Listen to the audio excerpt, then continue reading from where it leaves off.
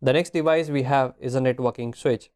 So a networking switch is a multi-port device that is used to connect different networks together. So remember, it is used to connect or make different networks. A switch is generally used for creating sub-networks within a main network.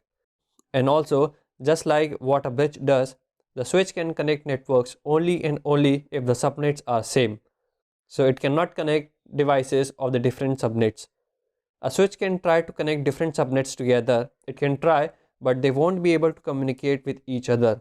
And the reason for that is, even if the switch is successful in setting up a connection between the different subnets, they won't be able to communicate because the routing functionality is needed, which is provided by the router. So the switch cannot do the communication across different subnets alone. It needs the help of a router.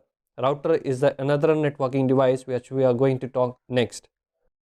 There is much more what a switch can do besides making a network.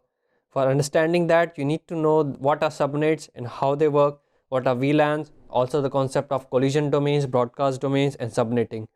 If I start explaining these topics right now, some of you might get it while some of you may not. So it will be better to explain more about what switches can do and what is this collision domain, broadcast domain, VLANs in the later section of the course. For now, the work of a switch is to create networks by joining nodes together, and only if the subnets are same, they can be connected together and communicate to each other.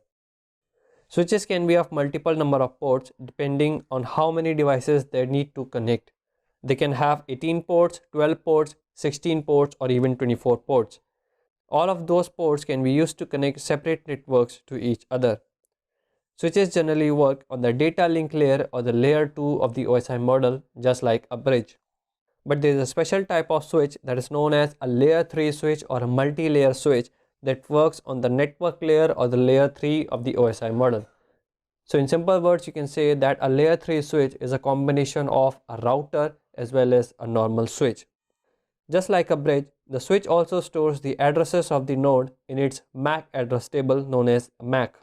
But instead of storing it in its software like what the bridges do, a switch stores the address in its hardware. So the bridges stores the MAC addresses in the software while the switches store the MAC addresses inside its hardware. So now let's see how a switch actually works with the packet tracer.